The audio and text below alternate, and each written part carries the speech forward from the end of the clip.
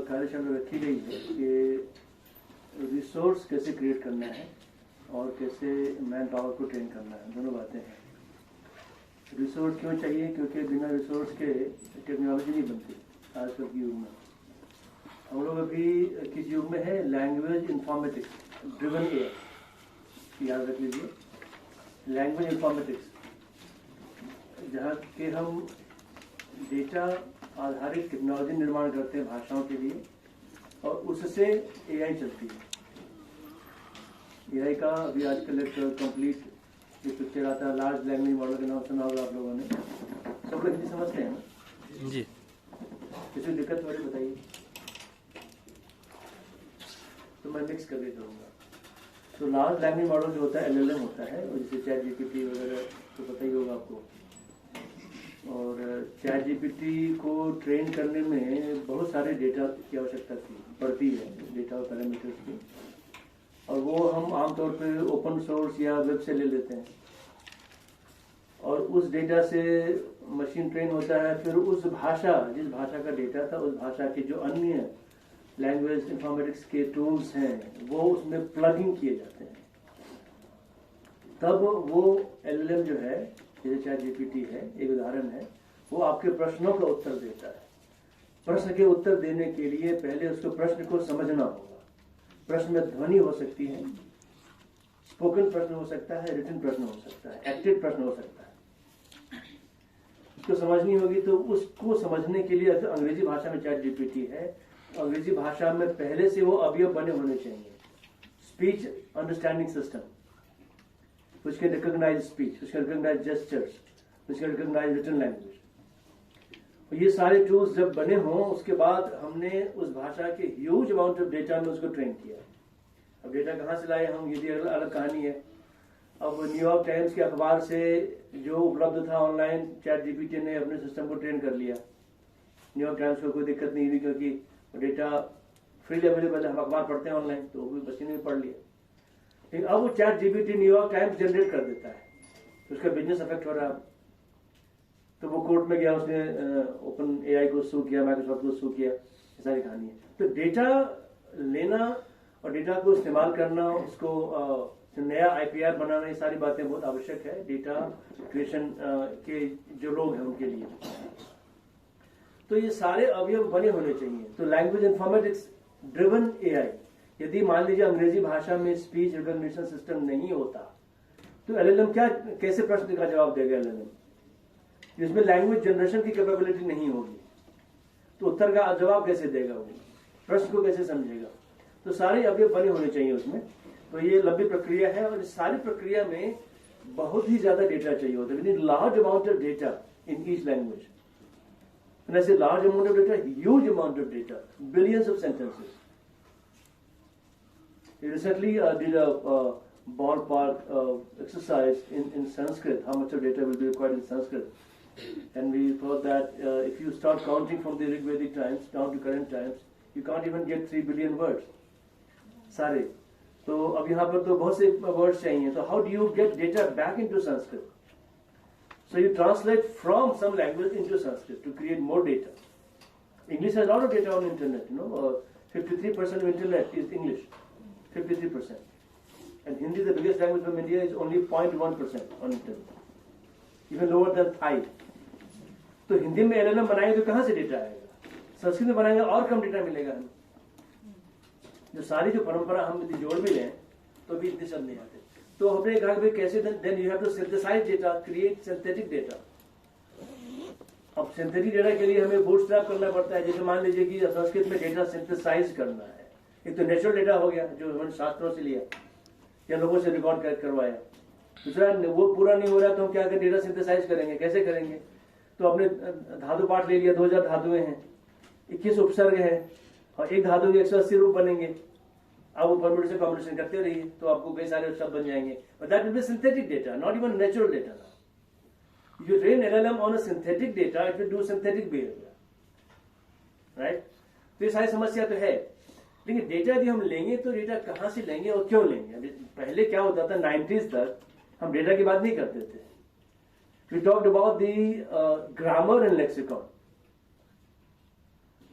Pre store grammar. For example मान लीजिए आज आपको पार्ट ऑफ स्पीच टैगिंग करनी है, जैसे कि सुंदरलाल बहुगुना, ये नाम है मान लीजिए किसी का, अभी नाम है। अब यदि इसको मशीन नहीं समझे कि नाम है तो उसका अनुवाद करने लगेगा। हैंडसम लाल को red Bahuguna many many characteristics, इस तरह से अनुवाद करेगा वो। या श्री श्री 108 जगन्नाथ जी महाराज आ रहे हैं, मान लीजिए ऐसा कहें, और श्री श्री 108 जगन्नाथ जी महाराज ये पूरा नाम नहीं है, इसको नाम टैग नहीं किया है, तो machine will start translating it, that will be a problem. तो हम इसको टैग करते हैं। यदि टैग अब इसलिए करता है कि इसको मशीन समझ लेके ये विशेष कैटेगरी है। पहले क्या करते थे जब टैग की बात नहीं थी, 90s तक हम क्या करते थे, तो हम पहले ग्रामर बनाते थे, लेक्सिकॉन देते थे, उससे मशीनें चलती थी।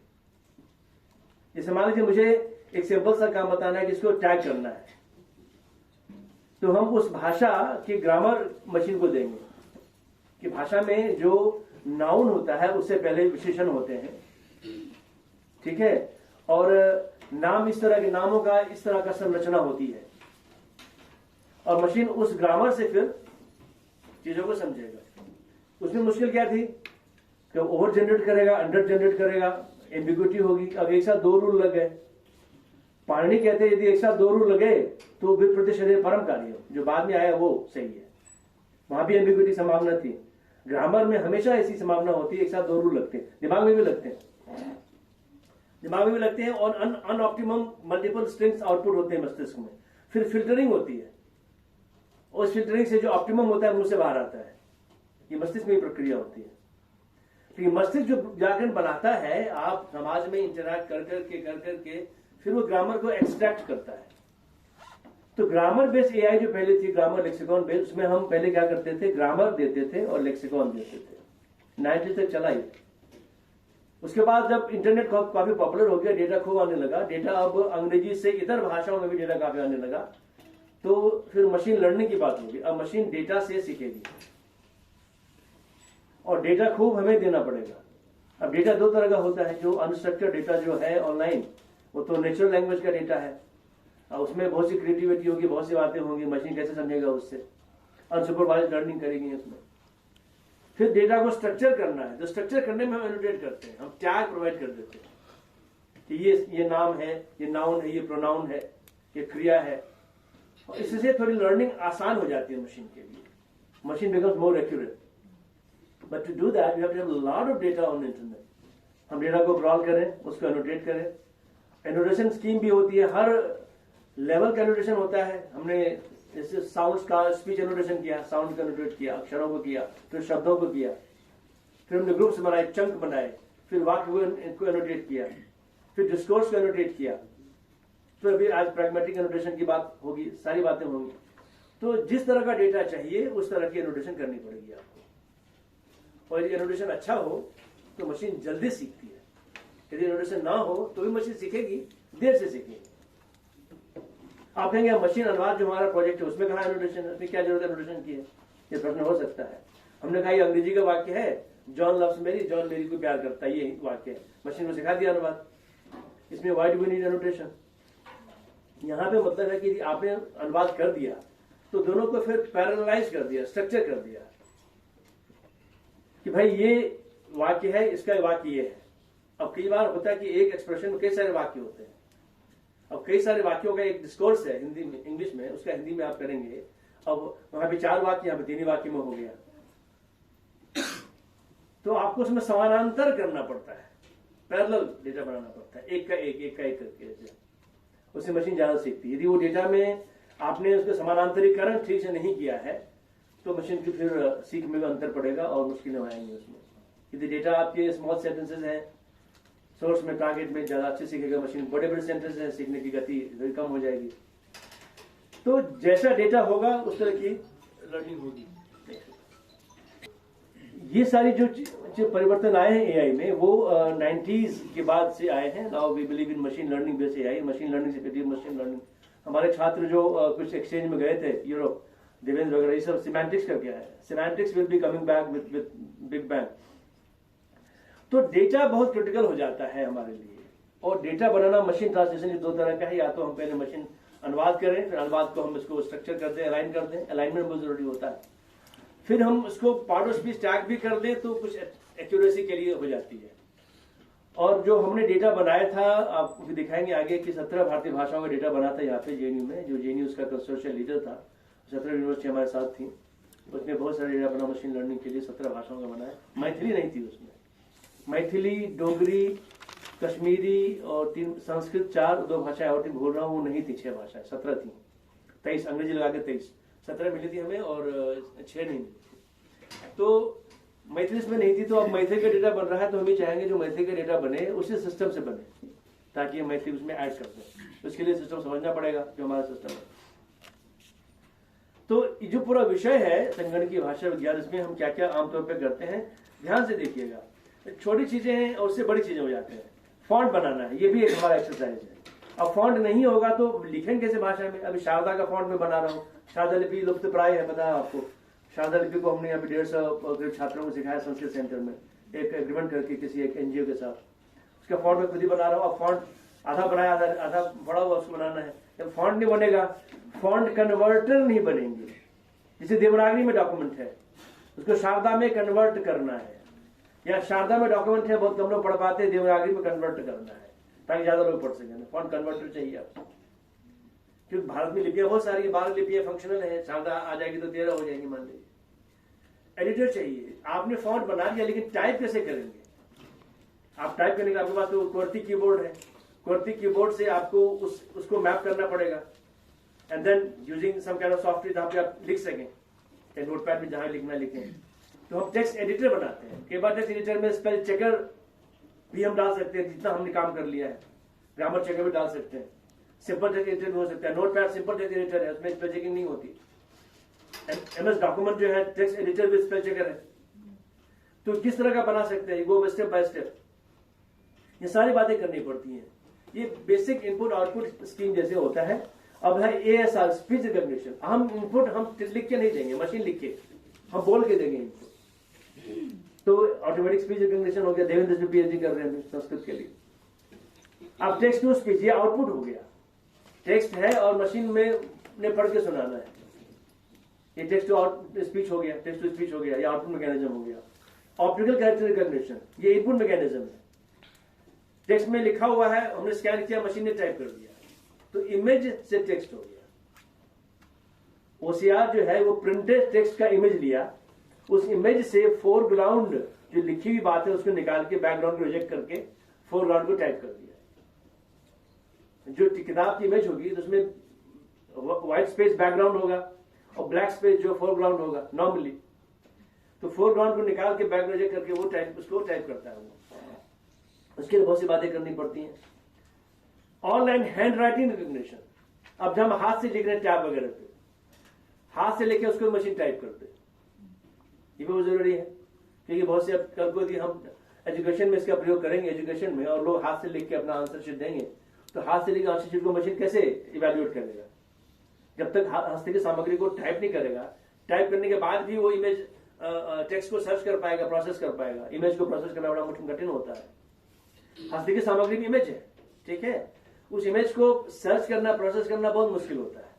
इमेज को पहले टेक्स्ट में कन्वर्ट करें, फिर टेक्स्ट को हम सर्च कर सकते हैं, वो आसान होती है, राइट। कई बातें टेक्स्ट से हो जाती हैं, वो करना पड़ता है।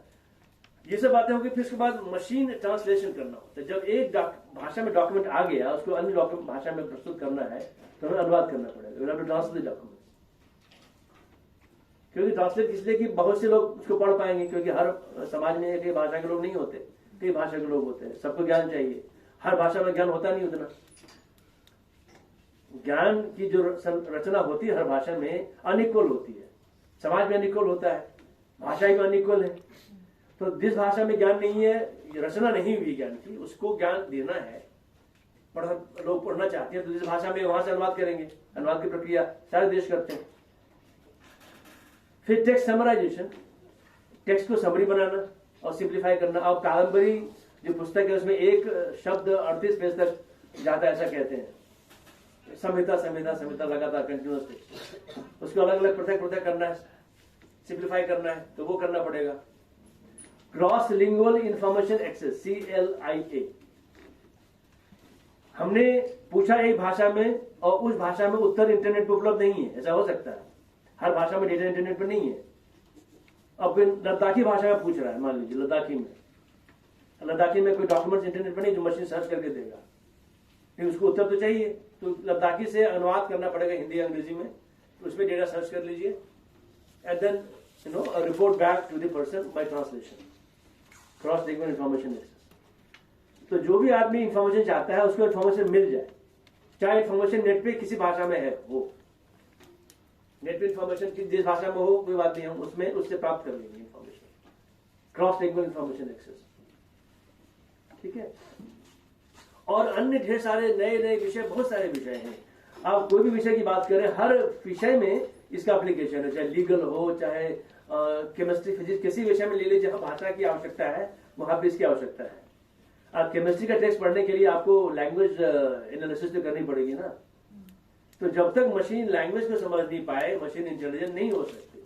और लैंग्वेज को समझने के लिए उसको डेटा चाहिए, लैंग्वेज इंफॉर्मेटिक्स के टूल्स चाहिए। तो हम लोग, जैसे मैंने बताया कि लैंग्वेज इंफॉर्मेटिक्स ड्रिवन एआई में है, और इसमें हमें ढेर सारा डेटा चाहिए लैंग्वेज इंफॉर्मेटिक्स करने के लिए पहले, जिससे एआई हो सकती है। अब चक्कर क्या है कि डेटा और टेक्नोलॉजी दोनों ही चेंज हो रही है, बहुत तेजी से चेंज हो रही है। पहले जो गति चेंज होने की थी उससे कई गुना ज्यादा गति हो गई चेंज होने की। डेटा खूब ज्यादा उपलब्ध हो रहा है इंटरनेट पे, पहले सिर्फ अंग्रेजी में था, अब नॉन इंग्लिश भाषा में खूब हो रहा है उपलब्ध। और टेक्नोलॉजी पहले से परिवर्तित हो रही है, नए नए एल्गोरिदम आ रहे हैं, टेक्नोलॉजी खूब सस्ती हो रही है, खूब तेज हो रही है टेक्नोलॉजी, काफी पावरफुल हो रही है टेक्नोलॉजी, प्रोसेसिंग पावर बढ़ रही है, स्टोरेज कैपेसिटी बढ़ रही है, और कॉस्ट उतना ही ज्यादा गिर रहा है। अब टेक्नोलॉजी हर आदमी के लिए एक्सेसिबल है, सस्ती हर आदमी के उपलब्ध है। ये मोबाइल फोन में अब टेक्नोलॉजी काफी एडवांस आ गई है, और डेटा को उपलब्ध हो रहा है। इसलिए अब क्या हो रहा है कि डेटा ड्रिवन टेक्नोलॉजी काफी तेज हो रहा है, काफी अफोर्डेबल है, काफी फिजिबल है। अब डेटा जो है काफी ज्यादा है इंटरनेट पे, और हम भारत की दृष्टि से कहते हैं बिग लिंग्विस्टिक डेटा कहते हैं, कि जो डेटा उपलब्ध हो रहा है सब लिंग्विस्टिक डेटा है, चाहे वो बिजनेस डेटा भी हो, वो भी उसमें भी लैंग्वेज होता है, सिंटैक्स होता है, उसको आपको समझना पड़ेगा। डेटा का मान लीजिए एक ग्राफ के रूप में भी डेटा है, तो उसको भी आपको पढ़ना है भाषा के रूप में ही, समझना है भाषा के रूप में। अब मान लीजिए बार चार्ट बना हुआ है, हर कंट्री का डेटा दिया हुआ है, कहने पड़ेगा इंडिया सबसे ज्यादा, उसके बाद ये, उसके बाद ये, तो पढ़ना तो लैंग्वेज में पड़ेगा आपको। तो चाहे डेटा विजुअल हो, नॉन विजुअल हो, लिंग्विस्टिक हो, एक्सप्लिसिटली नॉन लिंग्विस्टिक हो, आपकी उसकी इंटरप्रिटेशन लिंग्विस्टिक ही होगी।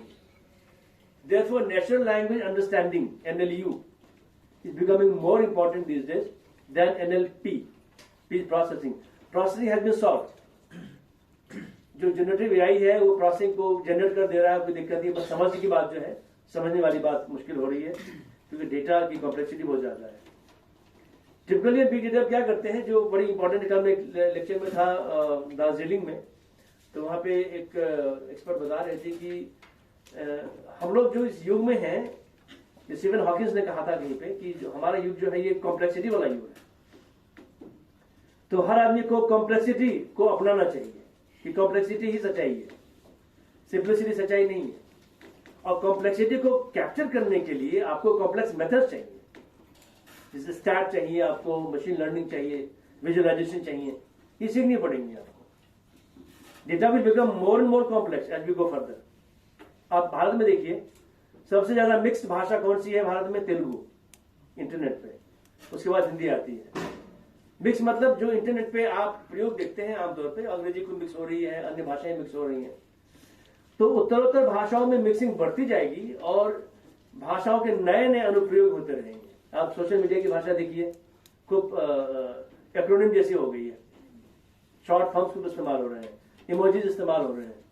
ये सारी बातें आएंगी भाषा में और उत्तरोत्तर कॉम्प्लेक्सिटी बढ़ती जाएगी। तो आपको समस्या आएगी कैसे कैप्चर कर डेटा को। अब मान लीजिए मैं ट्विटर का डेटा कैप्चर करता हूं हिंदी का,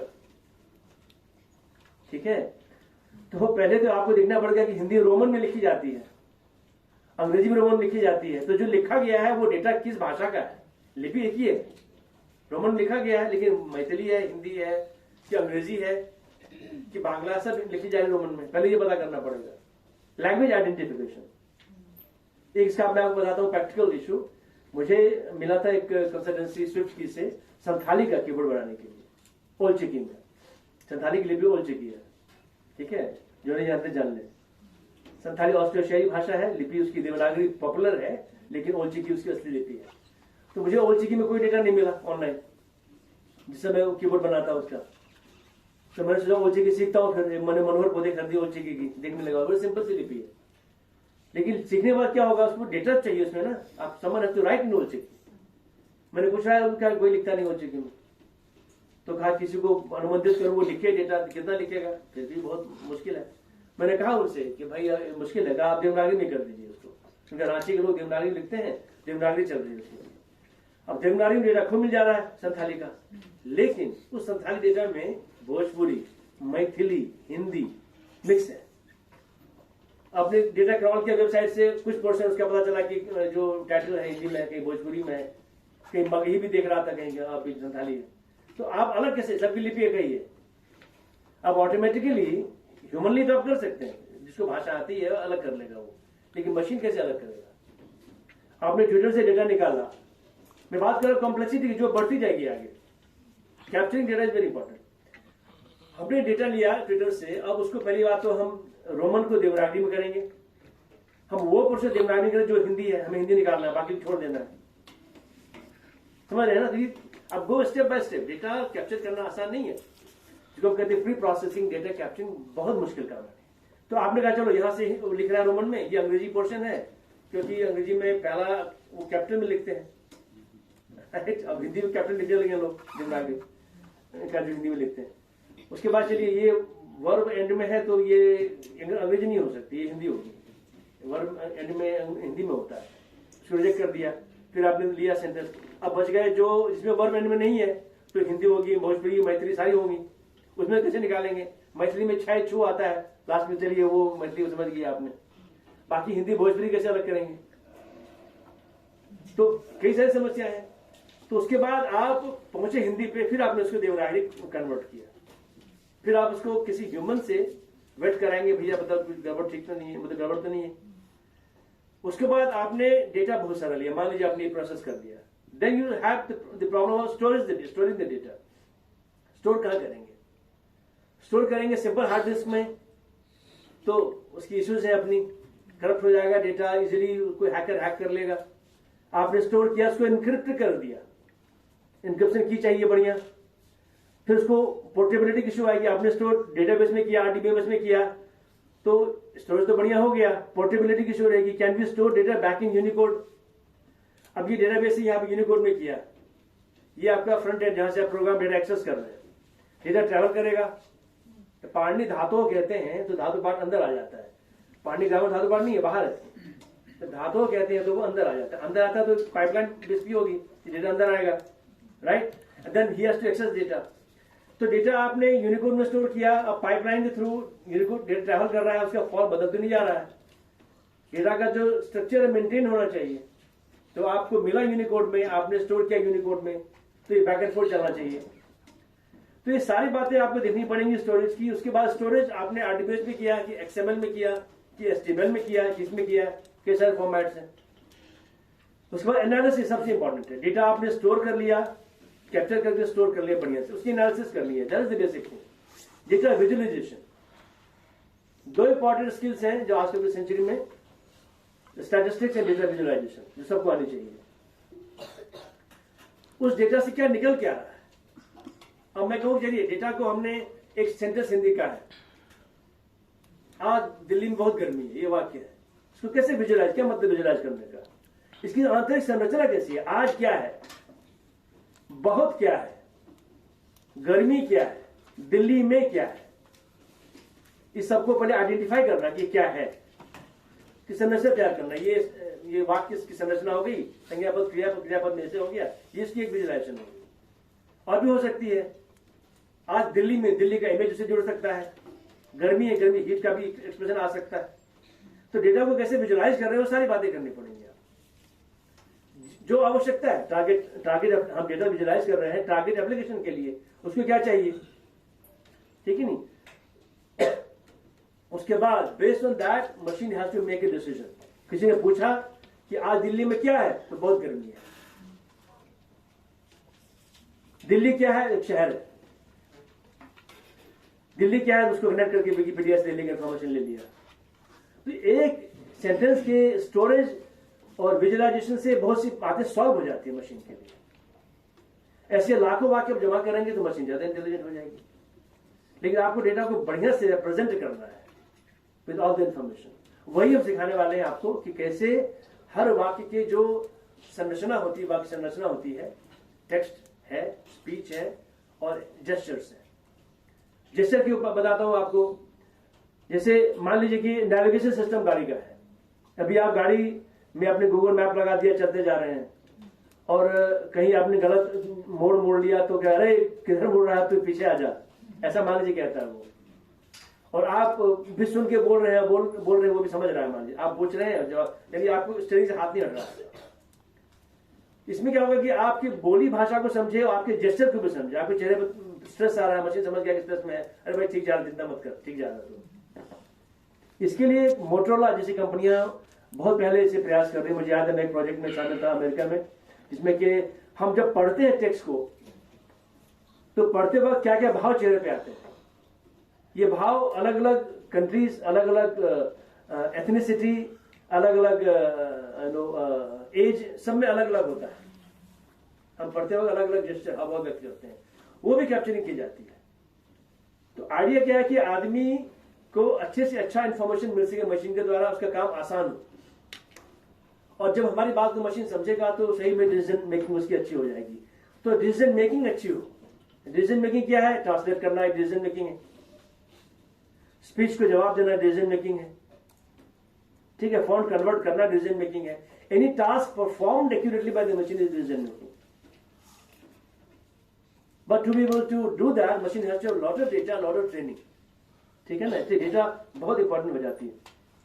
अब डेटा हमारे यहां जो है ह्यूज, वेरिएबल, कितना समय है मैंने,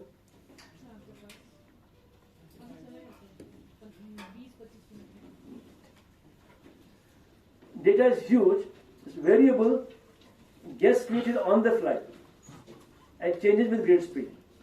अभी हम फोन पे अभी बात कर रहे हैं, डेटा क्रिएट तो हो रहा है बट उसको कैप्चर नहीं कर रहे हैं। यदि कुछ बात होती है कि माइक्रोफोन हमारे डेटा को कैप्चर करके सेव करके नेट पे पब्लिश कर देता है।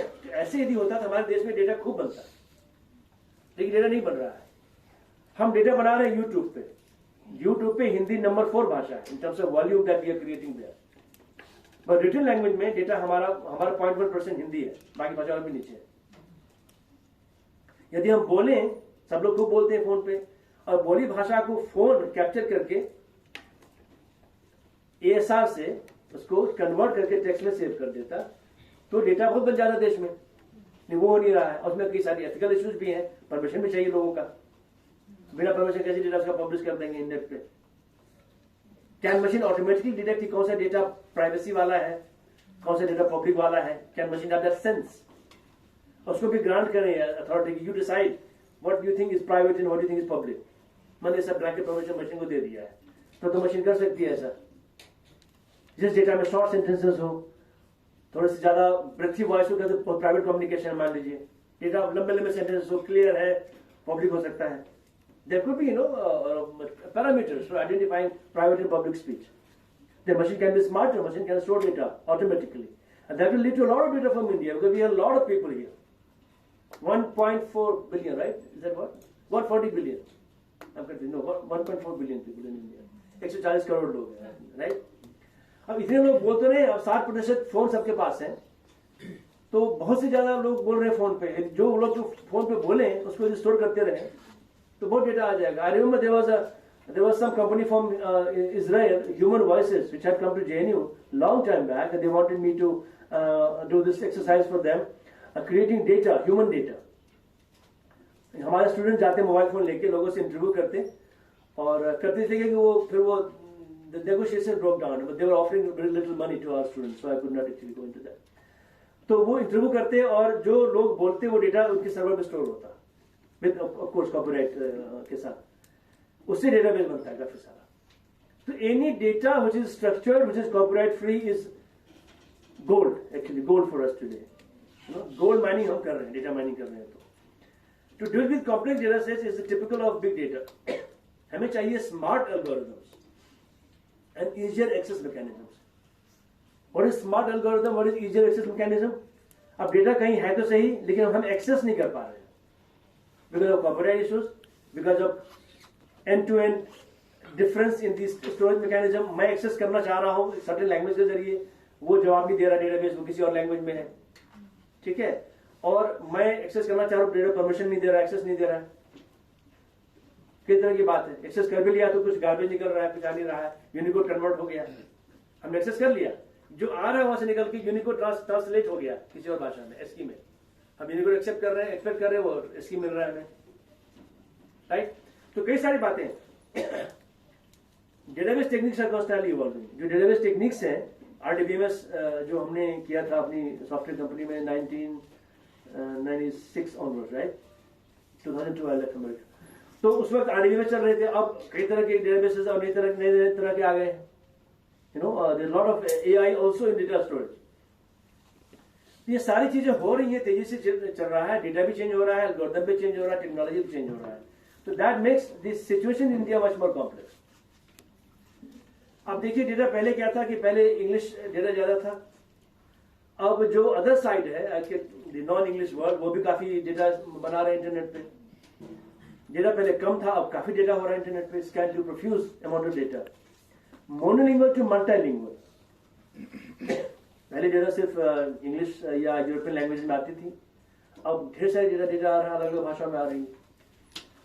From normal to crazy. Why crazy? Because data, जैसे गाना भी है ना, क्रेजी किया रे. अब क्रेजी किया रे एक्चुअली क्रेजी किया रे, क्रेजी अंग्रेजी या किया रे हिंदी है. तो हमारे लिए तो डेटा वाकई में क्रेजी डेटा है. अब कई बार आपको मैं ऐसे एग्जांपल दूंगा कि जहां पे राइटिंग में मिक्स हो जा रही है. हम देवनागरी लिखते लिखते अचानक बांग्ला के काम ने कुछ प्रयोग कर दिया, कुछ हमने कुछ और प्रयोग कर दिया, वो और भी मुश्किल है. वर्चुअली भारत में एक मशीन को सारी भाषाएं नहीं चाहिए. कितनी भाषाएं? 1369 भाषाएं, ठीक है. 270 मातृभाषाएं हैं, 121 पूर्ण भाषाएं हैं, भाषा समुदाय, 22 हमारे ऑफिशियल लैंग्वेजेस हैं, 38 एप्लीकेशन वेटिंग में है जो आ सकती है संविधान में. ये हमारे स्टैटिस्टिक्स हैं भाषाओं की. जो 1369 भाषाएं गिनाई हैं, उसमें 10,000 लोगों तक ही हमने गिना है. उससे नीचे को भाषा नहीं माना हमने. यानी कोई 2 आदमी समुदाय बचा हुआ भाषा नहीं है. 10,000 से कम बोलने वालों को भाषा नहीं मान रहे, ठीक है. तब हमने गिनाई 1369 भाषाएं. और जो लोगों ने इनपुट दिए थे वो कितने थे? 19,568. जो लोगों ने भाषाएं गिनाई, जब सर्वे गए थे तो कितनी थी? 19,568 भाषाएं गिनाई थी लोगों ने. उसको रैशनलाइज करके 1369 पे बात अटकी है. उस 1369 में से 270 मातृभाषाएं हैं जिसमें शिक्षण होना है, एजुकेशन होना है उसमें. उनमें से 121 पूर्ण भाषाएं हैं जो लैंग्वेज ग्रुप है, जैसे हिंदी एक लैंग्वेज ग्रुप है, एक भाषाओं का समुदाय है. एक हिंदी जिसकी 55 डायलेक्ट्स मानी जाती हैं हमारे इसमें सर्वे में. उस 55 डायलेक्ट में कई डायलेक्ट ऐसे हैं जिनकी अपनी डायलेक्ट्स है. हिंदी की एक डायलेक्ट है गढ़वाली, जिसकी अपनी 12 उपभाषाएं हैं. उनमें से एक बंगाली इतनी महत्वपूर्ण भाषा है जिससे आर्यों की मूवमेंट भारत से बाहर जाने का साक्ष्य छिपा हुआ है. तो जिस भाषा को हम कहेंगे यार कोई बात नहीं, कम 10,000 से कम लोग बोलते हैं, इसको भाषा गिने ही नहीं हो, क्या पता इतनी महत्वपूर्ण भाषा हो कि हमारा हिस्ट्री बदल जाए उससे. आप समझ रहे हैं ना. अंडमानी भाषा अब मर गई, कोई बचा नहीं उसको बोलने वाला. उस भाषा में साक्ष्य छुपे थे, कैसे सुनामी कब आएगा लोग पता चल जाता लोगों को. उस भाषा में रक्त के लिए 42 शब्द थे, रक्त, ब्लड के लिए. बच्चे को जहां चोट लगी, बच्चा रोएगा तो समझ जाए कहां चोट लगी उसको. जिस समुदाय का बॉडी ही उसका प्रॉपर्टी था, उसका आयुर्वेद बहुत उन्नत था, लेकिन अब वो अमृत होगी तो हमने सारा अपॉर्चुनिटी हमारा खत्म हो गया.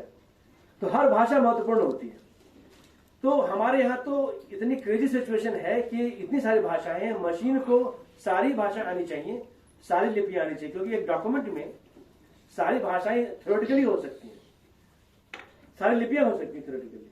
मैंने आपको उदाहरण दिया, एक पांडुलिपि महाभारत की बंगाल में लिखी गई, हिंदी देवनागरी की पांडुलिपि किसी ने, पहले तो हम लिख लिख के बांटते थे, उस पांडुलिपि में देवनागरी में उसने लिखा, लेकिन बीच बीच में बांग्ला कन्वेंशन डाल दिया क्योंकि वो बंगाली था लिखने वाला. जैसे पृष्ठ मात्रा बांग्ला में होती है, हम ए पीछे लिखते हैं, का के ए, का के पीछे बार बार होगी, तो कहें कि उन्होंने ए के लिए पीछे बार डाल दिया। ऐसा हो सकता है क्योंकि जब हम दूसरी लिपि में लिखते हैं अपनी लिपि का प्रभाव तो पड़ता है, बट वो डॉक्यूमेंट कॉम्प्लेक्स हो गया, उसको हम सही नहीं कर सकते क्योंकि मैन्युस्क्रिप्ट हिस्टोरिकल डॉक्यूमेंट है, उसको वैसे समझना पड़ेगा हमको। तो ये सारी बातें हैं। हमारे देश में एक ही मशीन को सारी भाषाएं, सारी लिपियां आनी चाहिए, तभी वो किसी डॉक्यूमेंट को पूरी तरह से समझ पाएगा थ्योरेटिकली। अब उदाहरण दे, एक सिंपल बहुत ही प्रायोगिक फील्ड है जुडिशियल डॉक्यूमेंट, जैसे मेरे को क्यों उसका काम करते हैं। मान लीजिए हमारे यहाँ जुडिशरी में एक सुप्रीम कोर्ट है, 21 की 25 हमारे हाई कोर्ट है, 672 डिस्ट्रिक्ट कोर्ट्स है। सबसे ज्यादा केस पेंडिंग कहां पर है? सुप्रीम कोर्ट में नहीं है, हाई कोर्ट में नहीं है, डिस्ट्रिक्ट कोर्ट में। कितने करोड़ केस पेंडिंग है मैं अभी डेटा लगाया नहीं, क्योंकि वहां पे भाषाएं बहुत जा रही है डिस्ट्रिक्ट कोर्ट्स में। फिर हाई कोर्ट में आइए तो 25 हाई कोर्ट शायद है, उसमें केस पेंडिंग थोड़ा कम है, सुप्रीम कोर्ट में बहुत ही कम है क्योंकि भाषा अंग्रेजी चलती है वहां पर। लेकिन जो पेंडिंग केसेस इतने ज्यादा है कि जस्टिस बेसिकली मीनिंगलेस हो जाती है। अब जो डेटा जुडिशियल डॉक्यूमेंट है उसको मशीन समझ ले बढ़िया से, तो जो जजेस को आसानी होगी। इस केस की समरी बताओ भाई, मशीन समरी बता दी, तो पूरा पढ़ना पड़ेगा, पढ़ के आना पड़ेगा उसको, इतने सारे केसेस आते लगते हैं, कैसे पढ़ेगा एक जज। तो जुडिशियल डॉक्यूमेंट बहुत अच्छा उदाहरण है कि यदि हम बनाना चाहें तो कैसे बनाएंगे डेटा जुडिशियल फील्ड में। प्रशासन जो है, प्रशासन हमारा जो है बहुत डाइवर्स है, बहुत ही क्रिएटिव है, क्योंकि हर राज्य की अलग प्रशासन क्षमता है और लैंग्वेज अलग है। लोग जैसे कि आप देखिए कि आप प्रॉपर्टी खरीदते हैं देश में, तो प्रॉपर्टी पहले कौन राज्य था, कौन राज्य हो गया है, पहले हिंदी में था, अब उसको पता चला कि तेलुगु में हो गया डॉक्यूमेंट्स। तो एक ही प्रॉपर्टी डॉक्यूमेंट में कई सारे लैंग्वेज हो सकते हैं, कैसे लिपियां हो सकती है, ठीक है। Newspaper, print media, literature, written literature, oral literature, बहुत से समाज तो लिटरेचर लिखते ही नहीं है, वो बोल के लिटरेचर करते हैं। Acted literature, film, television, Facebook, social media, सारी ही हमारी जो स्थिति है बहुत ही मल्टीलिंगुअल है, डायनेमिक है और मिक्स वाली सिचुएशन हमारी है। अब जो डेटा कॉम्प्लेक्स है तो we need smarter algorithms to handle such data. Robust tools चाहिए, new requirements on preprocessing. अब जैसे मैं बताया कि लिपि की मिक्सिंग है या लिपि पे इन्फ्लुएंस है दूसरी लिपि का, मिक्सिंग भी नहीं है, तो अंडरस्टैंड दैट इन्फ्लुएंस है, डी इन्फ्लुएंस है, राइट। नॉर्मलाइज करो डेटा को। अब जो ट्विटर का डेटा उसको नॉर्मलाइज करना, जैसे वो रोमन में लिखा है, शॉर्ट फॉर्म में लिखा हुआ है, इमोजीज है, उसको पढ़ के लिपि चेंज करो, उसको एक्सपैंड करो, तो नॉर्मलाइज करना होगा, राइट। मल्टीलिंगुअलिटी को उसको पता ना कि यहाँ से यहाँ ये लैंग्वेज है, यहाँ से यहाँ ये लैंग्वेज, यहाँ से ये लैंग्वेज है। हम भी बोल रहे हैं तो कई बार बीच में अंग्रेजी ले आते हैं, तो बताना होगा मशीन को भाई यहाँ से आते हिंदी, फिर अंग्रेजी शुरू हो गई, फिर हिंदी हो गई, ऐसे कर करके। और हम क्यों भाषा परिवर्तन करते हैं, इसके पीछे सोशियो साइकोलॉजिकल मोटिवेशन होता है। पेपर ऑन दैट, क्यों हम भाषा को स्विच करते हैं। तो हिंदी बोलने वाले मैथिली स्विच कर दिए, मैथिली बोलने वाले हिंदी स्विच कर दिए, हिंदी बोलने वाले अंग्रेजी स्विच कर दिए। जैसे एक हम लोग फिल्म का स्क्रिप्ट का कॉपड़ा बना रहे थे, 90s की कोई मूवी थी, गोविंदा की मूवी थी। तो गोविंदा अपने दोस्त से हिंदी में बात कर रहा है, अचानक सडनली वो अंग्रेजी बोलने लगता है। उसका दोस्त कंफाउंड हो जाता है, अंग्रेजी क्यों बोलने लगा, देखा कि बहुत उसकी गर्लफ्रेंड आ रही है। तो सोशियो साइकोलॉजिकल मोटिवेशन के लिए हम भाषा स्विच करते हैं भारत में। तो ये सारे कॉम्प्लेक्स सिचुएशन हमारे देश की है और सबको समझना पड़ेगा मशीन को कि अब जो है ये आदमी भाषा स्विच करने वाला है, कि इसकी सिचुएशन ऐसे हो गए कि ये भाषा स्विच करेगा।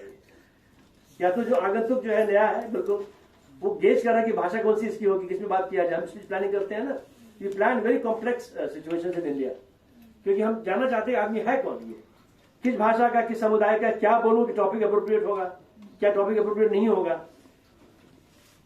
यहाँ से जाति है, धर्म है, यहाँ पे भाषा है, यहाँ पे संवेदनाएं, बहुत सी बातें हैं जो सोच के बोलनी पड़ती है, ये सारी बातें। तो ये हमारे देश की वाकई बहुत ही कॉम्प्लेक्स सिचुएशन है। अब जैसे उदाहरण दूं मैं आपको कि जो कन्वेंशनल डेटाबेस लैंग्वेज एसक्यूएल है, उसको मैं बूटस्ट्रैप कर दूं लैंग्वेज से, नेचुरल लैंग्वेज से, कि मैं नेचुरल लैंग्वेज में बोलूं।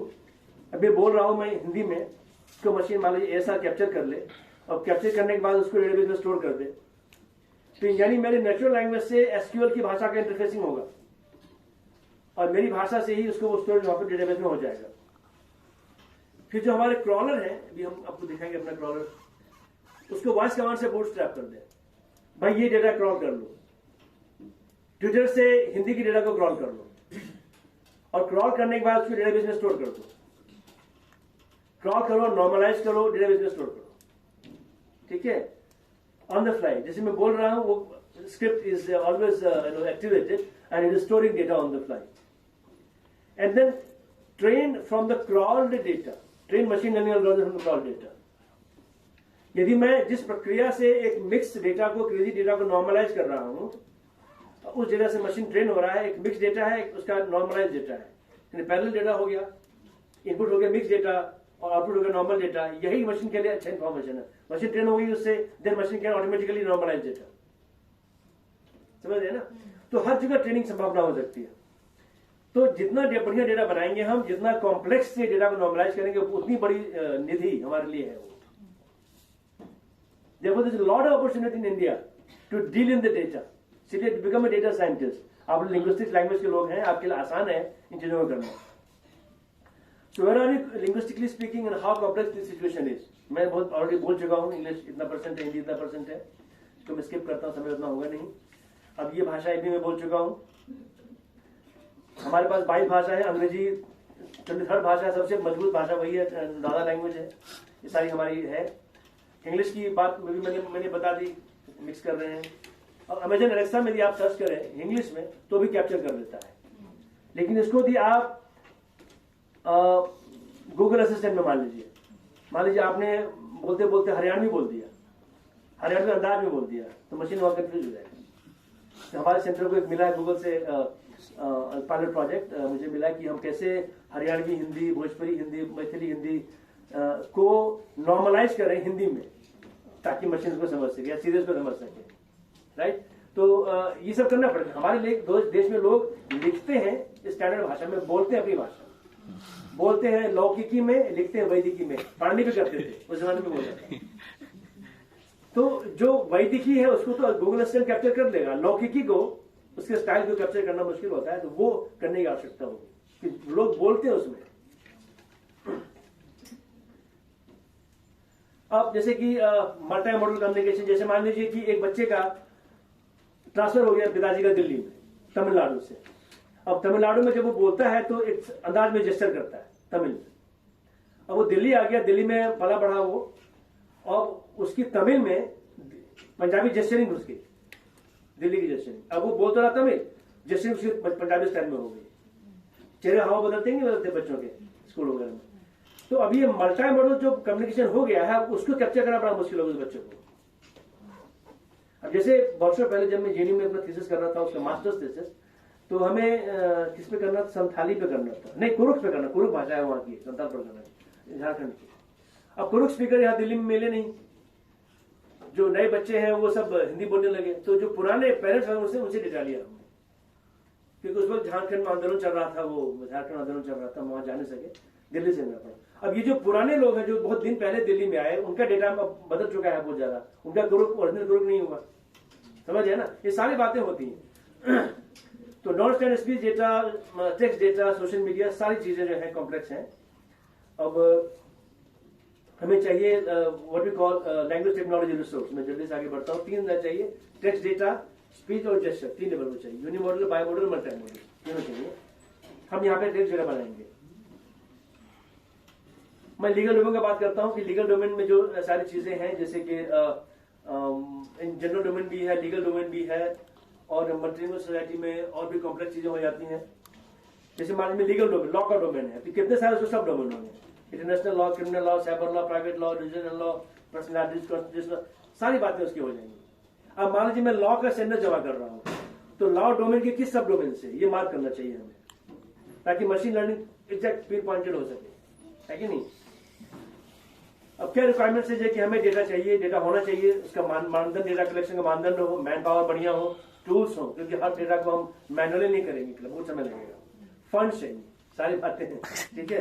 यहाँ पे ऑलमोस्ट सारी चीजें भी हमारे पास हैं।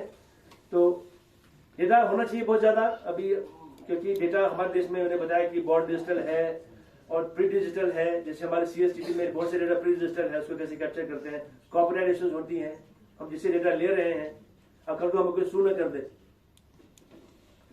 हमें स्टैंडर्ड चाहिए। स्टैंडर्ड जैसे हमारे देश में कैसे चीजों को करना है, पहला स्टैंडर्ड पार्टी ने दिया था, जो ग्रामर बना दिया, सबने फॉलो किया उसको। उसके बाद भारत सरकार ने लिपि का मानकीकरण किया, फिर इसकी बना, फिर एक माइक्रोसॉफ्ट ने बनाया था पारदर्शी स्टैंडर्ड्स में, हम लोग भी थे साथ में, उन्होंने मिलकर बनाया, फिर BIS ने बनाया स्टैंडर्ड। मानदंड हमेशा चाहिए डेटा में खासकर, और हमें डेटा चाहिए हर डोमेन में, और हर डोमेन में मतलब अलग होता है। एक शब्द का अर्थ कई अर्थ हो सकता है हर डोमेन में। जैसे कल हम लोग बात कर रहे थे वहां पे दार्जिलिंग में, हमारा प्रेजेंटेशन था हमारे संस्था का, उसमें एक शब्द के कई अर्थ होते हैं हर डोमेन में, तो उसको कैप्चर करना बड़ा जरूरी होता है, ठीक है ना। तो नहीं तो फिर वो जैसे सेट है, हम समुच्चय कहते हैं हिंदी में। अब सेट का अर्थ अंग्रेजी में कुछ भी हो सकता है, सेट हो गया है कि नहीं, और सेट में समुच्चय होता है। तो अब जब प्रयोग कर रहे हैं उसका, तो प्रयोग पे उसका अर्थ बदलेगा। जब हम बात करते हैं और डोमेन हमें चेंज करना आता है, हमें हिंट देते हैं सामने वाले को, मैं डोमेन चेंज कर रहा हूँ, बोलते बोलते, चाहे जेस्चर से या फिर बोल के, तो समझ आता है कि उसका डोमेन चेंज होने वाला है, तो अभी शायद उसका ये अर्थ हो। तो जैसे मान लीजिए डेटा हम करें, तो डोमेन जैसे मैं बताऊं आपको कि ये डोमेन है, 18 डोमेन आमतौर पे होते हैं। एंटरटेनमेंट है, एग्रीकल्चर है, पॉलिटिक्स है, पब्लिक साइंस है, टेक्नोलॉजी है, लाइब्रेरी साइंस में ये डोमेन चलते हैं। जब लाइब्रेरी किताबें ढूंढेंगे आप, तो ये आमतौर पर ये विषय होते हैं। तो हमें इस हर विषय का डेटा लेना चाहिए, कलेक्ट करना चाहिए, उसको मार्क करके, और हर विषय का एक सब डोमेन होगा। जैसे मान लीजिए एग्रीकल्चर है, अब किसी का देखिए value, kinds of farming, agriculture, economics, marketing, machinery, equipment, grains, सारे इसके हो गए सब डोमेन एग्रीकल्चर के।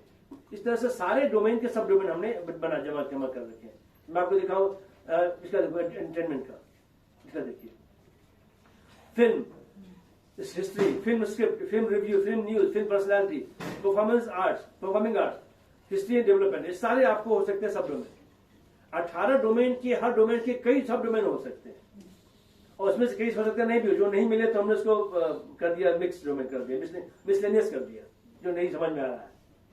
जैसे मान लीजिए अब हम स्पोर्ट्स का कर रहे हैं, स्पोर्ट्स में एंटरटेनमेंट घुस गया, जैसे कि वो जो नाचती रहती है लड़कियां T20 में, अब वो स्पोर्ट्स है पर एंटरटेनमेंट है स्पोर्ट्स का। स्पोर्ट्स में किसी अब तेंदुलकर का बायोग्राफी हो, वो पर्सनालिटी हो गया, है कि नहीं, कहीं समझ में नहीं आ रहा क्या कहें इसको, तो मिसलेनियस कर दिया उसको। जब डेटा जमा करेंगे आप, तो डोमेन आइडेंटिफिकेशन बहुत जरूरी होता है, डोमेन कौन सा है, ठीक है। इसको क्विकली, फिर मेटा डेटा होता है, बताएंगे व्हाट इज मेटा डेटा, कि डेटा के बारे में बात करना मेटा डेटा होता है। ये मेटा टर्म्स फर्स्ट पांडे ने बनाए थे। अब अनुवाद कैसे करें, इसके लिए गाइडलाइन बना रखे हैं। ये गाइडलाइन डॉक्यूमेंट देवेंद्र जी सबको आप शेयर कर दीजिएगा। ये देखिए, ये बनाया नारायण चौधरी ने, जो भी CI मैसूर के असिस्टेंट हमारे प्रोजेक्ट में काम करते थे, हमारे स्टूडेंट भी। ईशा बनर्जी पहले गूगल में गई, जापान, फिर कैलिफोर्निया, अब वो किसमें काम कर रही है, जेपी मॉर्गन में काम करनी है, उसको बोलना था बस अवेलेबल। तो ये गाइडलाइन बनाया हमने यहाँ पे ILCI प्रोजेक्ट के लिए। तो ये गाइडलाइन अनुवाद कैसे करना चाहिए, ये सबको बता दीजिएगा, सारे जो हमारे अनुवादक होंगे ना, बता देना चाहिए। अब डेटा को एनोटेट कैसे करें, तो एनोटेशन स्कीम होती है, और एक बड़ा ग्रुप है ईगल्स का, expert advisory group in language engineering solution, expert advisory group in language engineering solutions, ये ईगल्स है। उन्होंने बताया कि भाई जो टैग सेट होना चाहिए हायरार्किकल होना चाहिए। नाउन है तो proper noun, common noun, common noun के अंदर सब डिवीजन, ये हायरार्किकल हो गया। सिर्फ नाउन करके छोड़ दिया हमने, नाउन नाउन तो स्केलर हो गया। Scalar tag set less expressive होती है, they are called coarse grained tag set, रुखड़ा रुखड़ा। अब आटा को हमने महीन पीसा तो फाइन ग्रेन्ड हो गया। जितना टैग सेट महीन होगा उतना उसमें एक्सप्रेसिव पावर बढ़ेगी, लेकिन डेटा को एनोटेट करना मुश्किल होगा उसमें, और मशीन की एक्यूरेसी कम होगी। तो वी हैव टू सी क्या एक्सप्रेसिव हो ज्यादा या क्या एक्यूरेसी हमें चाहिए। एक्सप्रेसिवनेस वर्सेस एक्यूरेसी, दोनों बातें हमें आपको देखना पड़ता है क्या चाहिए। तो थोड़ा सा मैं इसको आगे, और कॉग्निटिव लोड, यदि आपका टैग सेट बहुत फाइन ग्रेन्ड है, तो जो एनोटेटर है उसको ज्यादा प्रेशर पड़ेगा दिमाग पे इसको एनोटेट करने में। ये सारे होते हैं कि पार्ट स्पीच होता है, चंक होता है, सेंस होता है, नेम एंटिटी। आपको एग्जांपल देता हूं कि क्या मतलब है हर टैगिंग का। ये देखिए, ये मान एक वाक्य कहें हम कि Sanskrit is the oldest Indo European language, ये वाक्य मान लीजिए, मैं क्या मान लीजिए, इसको हम हमें एनोटेट करना पार्ट ऑफ स्पीच में, कैसे होगा आएगा? हमने कहा संस्कृत सेंटेंस हो गया, एस एस हो गया, ये एक्सएमएल में है, एस मतलब सेंटेंस, ठीक है। संस्कृत जो एनएनपी, ठीक है, ये नाउन हो गया, नेम, ये प्रॉपर नाउन हो गया, ठीक है। अब क्रिया है, अब ये जो VBZ है क्रिया के लिए, ये पेन ट्री बैंक का टैक्स सेट है, यूनिवर्सिटी पेंसिल्वेनिया का टैक्स सेट है जो अंग्रेजी के लिए चलता है, वो इस्तेमाल किया। एक्ट है, ये देख लीजिए, ओल्डेस्ट है, जे है एडजेक्टिव के लिए, अब उन्होंने दे रखा है, हमने इसको नहीं किया, हमने अलग किया हुआ। यूरोपियन जे है लैंग्वेज, ये हो गया आपको part of speech tag. NN है कॉमन नाउन, एनएनपी है प्रॉपर नाउन, एनएनपी संस्कृत नाम है ना, तो प्रॉपर नाउन हो गया। और लैंग्वेज है कॉमन नाउन, संस्कृत एक लैंग्वेज है, एनएनपी एनएन, ठीक है। दिल्ली एक शहर है, दिल्ली एनएनपी, शहर एनएन, समझिए ना। ये आपको बताएंगे, पार्ट ऑफ स्पीच टैग वाले बताएंगे आपको, सृष्टि बताएगी। अब ये नेम एंटिटी, संस्कृत नाम है, इसको नाम मार्क कर दिया, इसमें इसको दी एनी टीयर चढ़ाना है। अब पहला जो है POS टीयर है, टीयर TIER, ये होता है ना जब लेयर। अब इस सेंटेंस में हमने पार्ट ऑफ स्पीच लेयर लगा दिया, इसमें लेयर ऐड करना है, हमने नेम लेयर ऐड करना है। तो हम कहेंगे चलो संस्कृत का NNP ये हो गया, लैंग्वेज नेम हो गया प्लस NNP भी है, एक्स्ट्रा लेयर लगा दिया हमने उसमें। अब उसको सेंस टैगिंग करना है, इज एग्जिस्ट हो गया, ये एग्जिस्टेंशियल हो गया। ओल्डेस्ट, उसके सारे हमने दे दिए पर्याय। अब संस्कृत में हम अमर कोश से उसको लिंक कर देंगे या वर्डनेट से लिंक कर देंगे। लैंग्वेज स्पीच कम्युनिकेशन हो गया, ये सेंस टैगिंग हो गई। अब chunk, Sanskrit is the oldest European language, ये पूरा चंक हो गया, the oldest European language, chunk हो गया, ठीक है। अब सेंटेंस टैगिंग, पूरा वाक्य करना है, तो होल थिंग एस हो गया, एस के अंदर नाउन फ्रेज हो गया, नाउन फ्रेज में संस्कृत नाउन हो गया, ठीक है। वर्ड फ्रेज हो गया, is the oldest European language, पूरा वर्ड फ्रेज हो गया, उसके अंदर एनपी भी है, सब कुछ है, तो ये पूरा सेंटेंस टैगिंग हो गया। डिस्कोर्स टैगिंग, वहां पे लिंकर्स होते हैं, जैसे माधव जी ने इस पे काम किया, माधव जी का, हाँ इन्होंने काम किया इस पे। संस्कृत ये लिंकर है, उसको कहां से लिंक करना है? ये भाषा में कई बार क्या होती है, हम जो बोल रहे हैं किसी एक टर्म का हमने छोड़ दिया, वो कहीं जाके कनेक्ट होगा, 4 सेंटेंस बाद, 4 पेज बाद हो सकता है। अब तो नॉवल में हम शुरू होते हैं बड़ी मिस्टीरियसली, पता चला बाद में जाके इसका अच्छा वो मतलब था। इतना हम लोग दिमाग में रखते हैं कि कंप्यूटर तो याद नहीं रखता, कंप्यूटर की विंडो बड़ी कम होती है। Sanskrit which is the oldest Indo European language and x, Sanskrit has Rigveda as the oldest text and blah blah blah, कहते रहिए। Sanskrit is also India national language. तो हम ये पॉइंटर छोड़ते हैं, उसको बाइंड भी करते हैं, एनाफोरा बाइंडिंग, ठीक है, ये बहुत इंपॉर्टेंट है। डिस्कोर्स एनाफोरा होता है, माधव जी की एक्सपर्टीज उसमें है।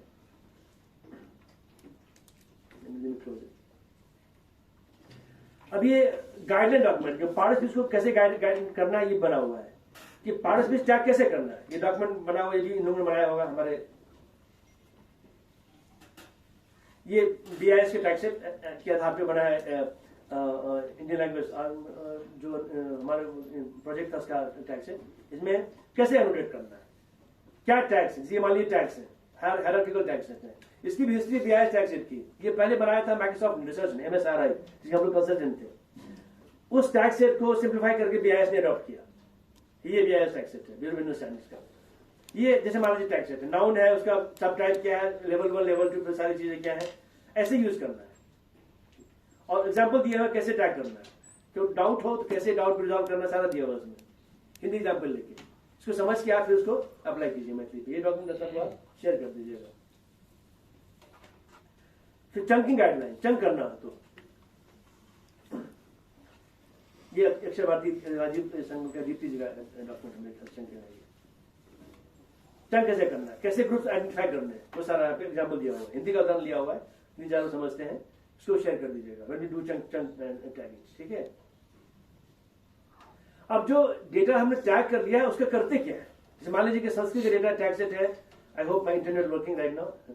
ये माधव जी ने किया था काम इसमें, जब हम माइक्रोसॉफ्ट कंसल्टेंट थे उस वक्त हम लोगों ने क्या किया था, उनके टैग से संस्कृत को टैग किया था।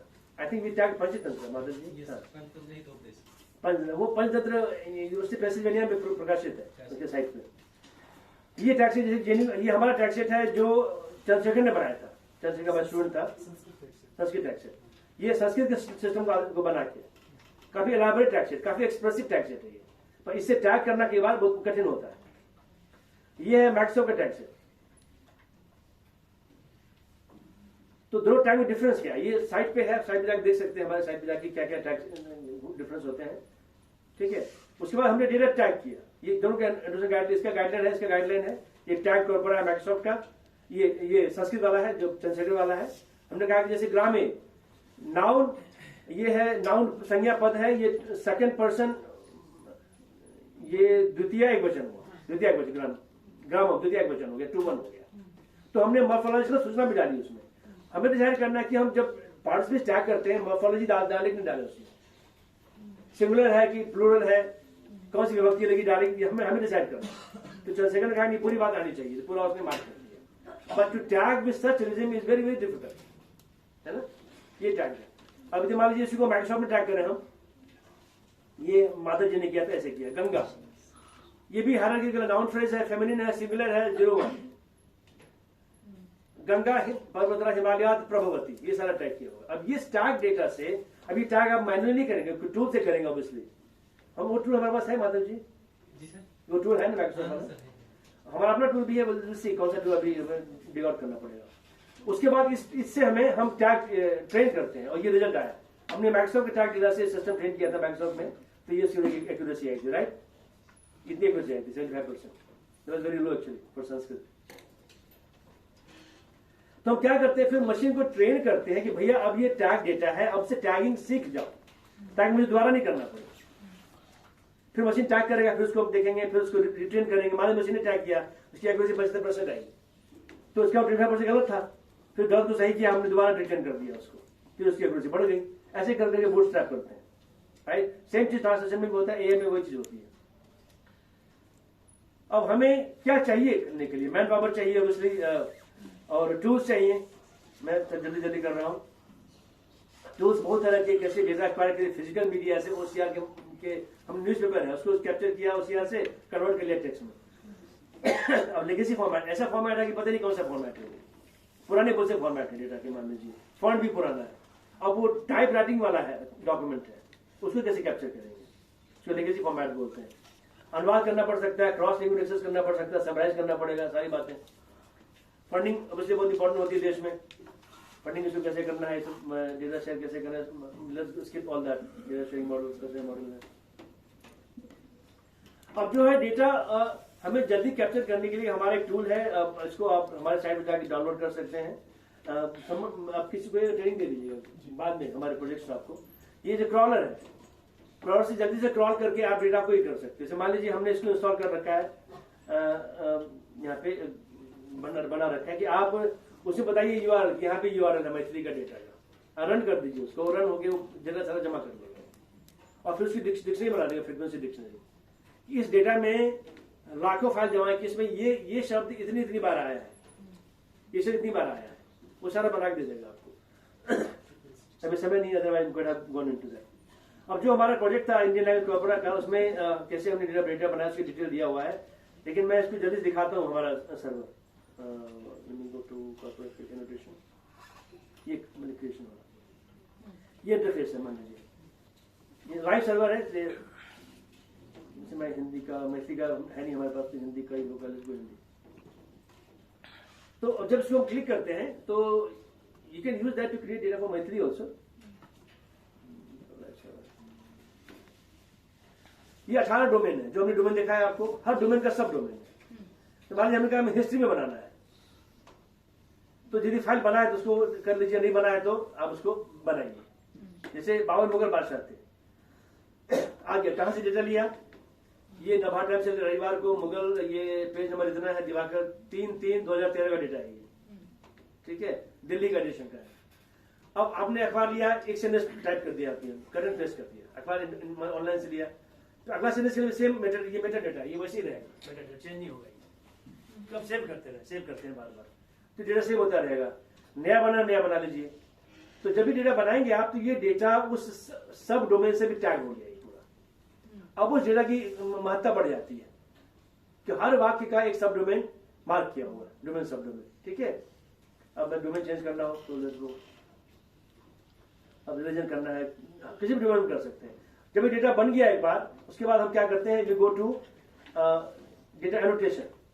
डेटा पूरे बना लिया, उसको एनोटेट करना है। एनोटेट करने के लिए हमने फिर किया, हमने फेज 1 प्रोजेक्ट दिए, हिंदी कर लेते हैं फिर से।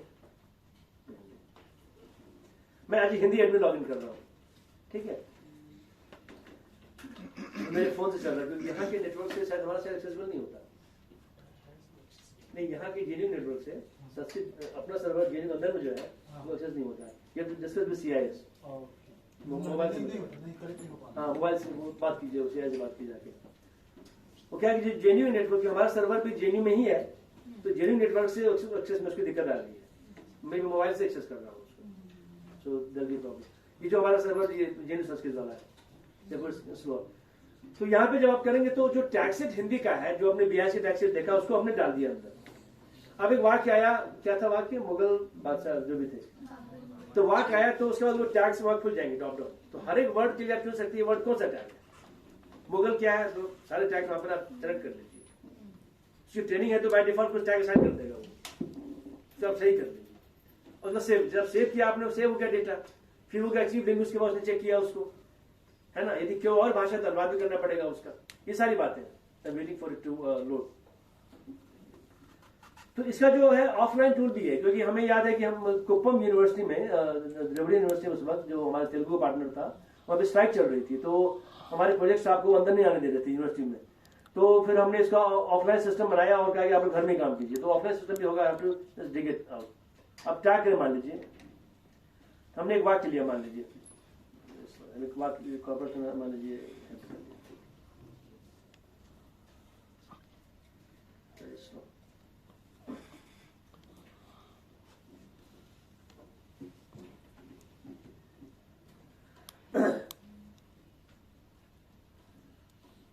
तो फिर क्या होगा, मान लीजिए आपने टैक्स सेट दे दिया, और टैक्स सेट से वो दिखाता हूं कैसे टैक्स सेट देते हैं, और वो फिर वो इन्फॉर्मेशन लेके सर्च करते हैं। जैसे मान लीजिए आपकी आंखें अनुमान की रक्षा करें, ये टैग्ड है। अब जैसे देखिए, ये हमने जो ये प्रोनाउन है, ये PRP है, प्रॉपर प्रोनाउन दिया उसने, personal pronoun, pronoun personal pronoun, noun common noun, J adjective.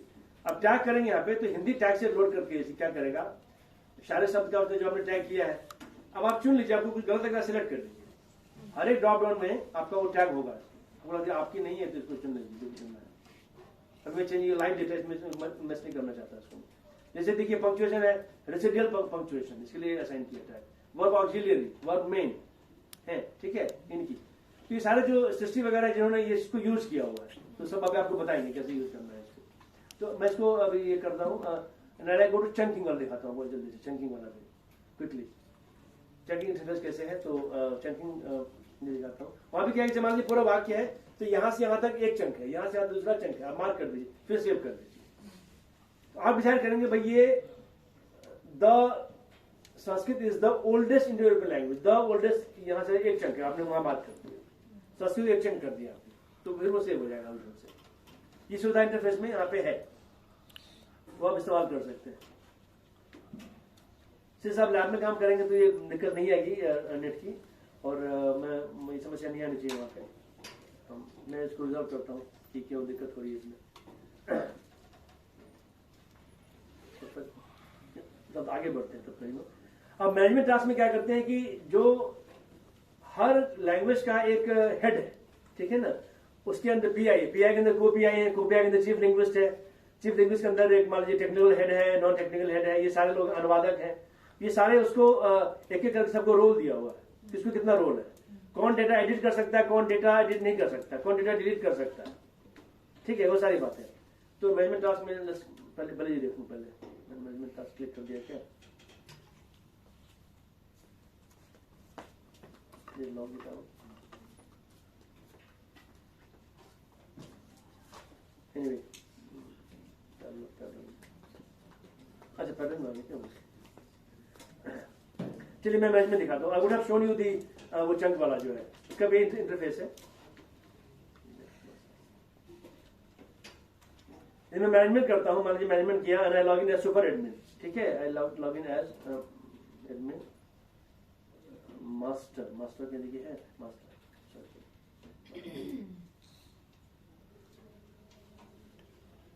मैं फेस टू देता हूँ, तो अब मास्टर एडमिन में मैं आई कैन सी कि कौन सा ग्रुप कितना काम कर रहा है, सारे ग्रुप जो है, और देन आई कैन असाइन इस ग्रुप का पूरा, और देन जब डेटा बन गया है तो डेटा को एक्सएमएल में कन्वर्ट करके I can send it to ministry, जो फंडिंग एजेंसी भेज सकते हैं उसको। ये सारी बातें एक जगह किया हुआ है ताकि डेटा जो है एक जगह पर रहे और एक सिस्टम से रहे और उसको गूगल चुरा भी न सके। यदि आप उसको जीमेल से भेजेंगे तो डेटा गया। ये जेनिक सर्वर पे है और अपना नेटवर्क है, और जो भी यूनिवर्सिटियां काम कर रही हैं, जैसे पटियाला लॉगिन करके पंजाबी का काम कर रहा है, आईएसआई कोलकाता बांग्ला का काम कर रहा है, मराठी का जो आईटी बॉम्बे काम कर रहा है, ये सब मिलकर काम कर रहे हैं। तो सारा डेटा एक जगह संस्कृत सेंटर में बन रहा है और डेटा की चोरी नहीं हो रही है। ठीक है, ये बहुत जरूरी है। आपने डेटा बनाया अपने कंप्यूटर पे और उसको आपने ईमेल से भेजा, मोस्ट ईमेल जीमेल होते हैं, तो जीमेल की ईमेल तो गया, सेव हो गया आपके सर्वर पे। तो ये जैसे मान लीजिए आपको मैं दिखाऊं कि मैनेजमेंट टास्क में